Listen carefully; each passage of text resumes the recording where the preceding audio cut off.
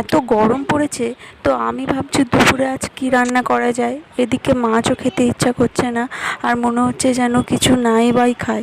আর বিশেষ করে গরমে রোদে আর এই উনানের ধারে যেতেও ভালো লাগে না। তো হ্যালো বন্ধুরা, আমার চ্যানেলে সবাইকে স্বাগত। নতুন একটি ভিডিও নিয়ে হাজির। আর যারা যারা ভিডিওটি এখন দেখছো অসংখ্য ধন্যবাদ।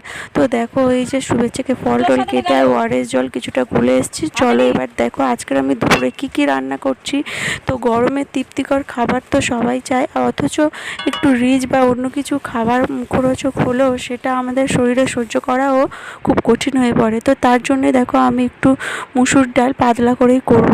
আর যেহেতু আজ নিরামিষ নয়, তাই পেঁয়াজ দিতেও কোনো বাধা নেই।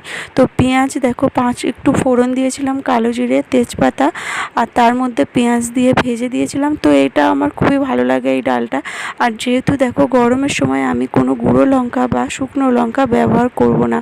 তো ফাইনালি দেখো ডালটা বেশি ঘনও করব না, এরকম পাতলা। আর দেখো ডালটা কিন্তু আমি কাঁচা লঙ্কা দিয়েই বানিয়েছি, শুকনো লঙ্কা দিলে আরও হয়তো টেস্ট হতো, বাট আমি দেবো না। তো এই হলো 1 নম্বর রেসিপি। আর 2 নম্বর রেসিপি হচ্ছে এই যে দেখো, এটা হচ্ছে শাক। তো এর মধ্যে রয়েছে দুধে হিংচে বা অনেকেই সাঞ্চে শাক বলে, আর কিছু কিছু এর মধ্যে অন্যান্য শাকও রয়েছে, বাট সাঞ্চে শাকটা একটু বেশি রয়েছে। তো দেখো ওর মধ্যে আমি ওটা ভাপিয়ে দিলাম। আর ওইদিকে আর একটা তরকারি হবে বলে সিদ্ধ হচ্ছে, সেটা আমি পরে জানাবো। দেখো যেহেতু শুকনো লঙ্কা খাই না, আর শাক ভাজা একটু শুকনো লঙ্কা না দিলেই নয়, তো কাঁচা লঙ্কাগুলো একটু শুকনো শুকনো হয়ে গেছিলো, সেটাই তুলে রেখেছিলাম। তো সেটা দিয়েই আমি আজকে শাক ভাজা বানাবো। তো দেখো শাকগুলো সিদ্ধ হয়ে গেছে, তো তেলের মধ্যে সেই লঙ্কাগুলো চাড়া চাড়া করে দিয়েছি। আর এই শাকটা না একটু পেঁয়াজ কুচি দিয়ে ভাজা করলে খুব টেস্ট হয়। তো তার জন্য দেখো পেঁয়াজ কুচু কুচু করে এর মধ্যে দিয়ে দিয়েছি। আর এবার দেখো ফাইনালি ওর মধ্যে একটু সামান্য হলুদও দিয়ে দিয়েছিলাম, তাই একটু ভাজা ভাজা করে এবারে নামিয়ে নেব। তো বেশি কিছু নয়। আর আমার মতো কারা শাকে লাস্টে লবণ দাও, কমেন্টে একটু জানাবেন।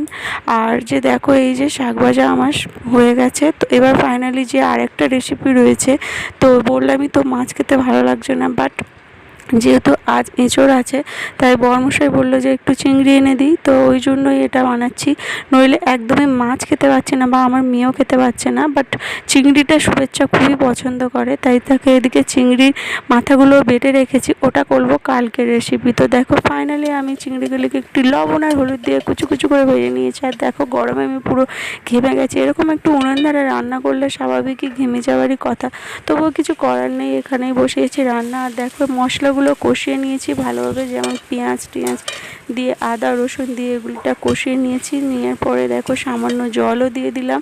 তো দেখো এইবারে এঁচোড় সিদ্ধ করে যে আলু আর এঁচোড়, ওটা হচ্ছে কি ওর মধ্যে দিয়ে দিলাম। এবার একটু ভালো করে কষতে থাকবো। আর দেখলে বাইরের টেম্পারেচারটা কত, আর এখান থেকে পুরো আগুনের ঝালসাও আসছে, আর ওদিকে রোদেরও ঝলসা।